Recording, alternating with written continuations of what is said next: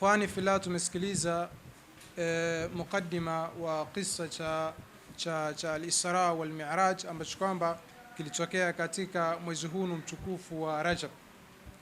Rajab ni katika miezi mitukufu mbele ya Allah subhanahu wa ta'ala, ambapo kwamba bado tuko na mwezi mmoja mbele. Ukimalizika huu tunaingia mwezi wa Ramadhan. Taban katika kisa cha al-Isra wal Mi'raj tunapata mafunzo mingi sana kutoka kwa Mtume Muhammad sallallahu alayhi wa alihi wasallam, kwa sababu kwanza kuna muqaddimatul Isra wal Mi'raj. Kabla al-Isra wal Mi'raj kuna vitu ambavyo kwamba vilitangulia. Katika vitu ambavyo kwamba vilivyotangulia ni Mtume sallallahu alayhi wa alihi wasallam kwenda Taif, na yakamkuta yale ambayo kwamba yaliyomkuta kule Taif. Kitu ambacho kwamba tunajifunza katika tukio la Taif, awala ni subra. Kuwa na subra katika da'wa.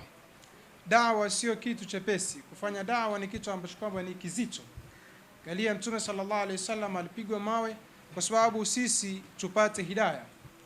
Na pale malaika walipomwambia waangamize watu wa Taif, alisema arju an yukhrij Allahu min aslabihim man yaqulu la ilaha illa Allah. Hii ulama udawa wanatuambia kwamba uwe daia, mlinganizi, usilazimishe wale watu ambao kwamba unaolingania kuamini wale. Neno lako ambalo kwamba unalitoa, ikiwa utalitoa kwa ikhlas kwa ajili ya Allah subhanahu wa ta'ala, basi hata wale watoto wake ambao kwamba wapo katika mgongo wake watakuja kunufaika na neno lako. Sema hii ndio siri ambayo kwamba inapatikana katika maneno ya Mtume sallallahu alayhi wasallam, inni arju an yukhrij Allahu min aslabihim man yaqulu la ilaha illa Allah. Alafu kisha kitu ambacho tunajifunza katika kisa hiki, katika zile mukaddimati, ni wakati matatizo makubwa yanapokupata kurejea kwa Allah subhanahu wa ta'ala, kufanya nini? Kufanya dua.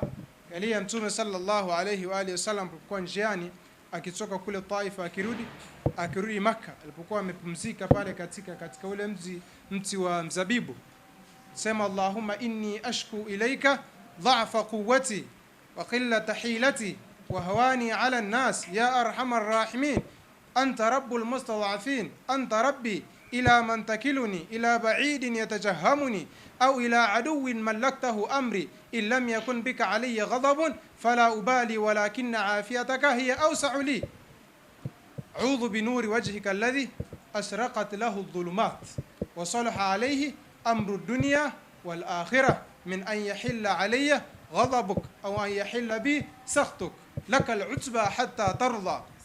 Galia dua ndefu ambayo kwa Mtume sallallahu alayhi wa alihi wasallam ananyenyekea kwa Allah subhanahu wa ta'ala. Huyu ni mtume Allah subhanahu wa ta'ala ambaye kwamba hana madhambi, hajapatapo kufanya nini?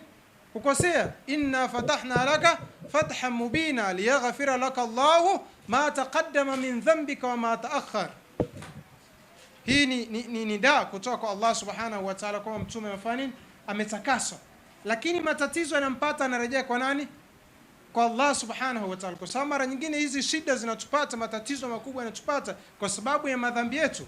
Dhahara al-fasadu fil barri wal bahri bima kasabat aidi an-nas. Mara nyingine taabu hizi na dhiki tunazipata kwa sababu ya matatizo ambayo kama tumeyachuma. Kwa hivyo tunasoma kwamba shida zinapokupata, rejelea kwa nani?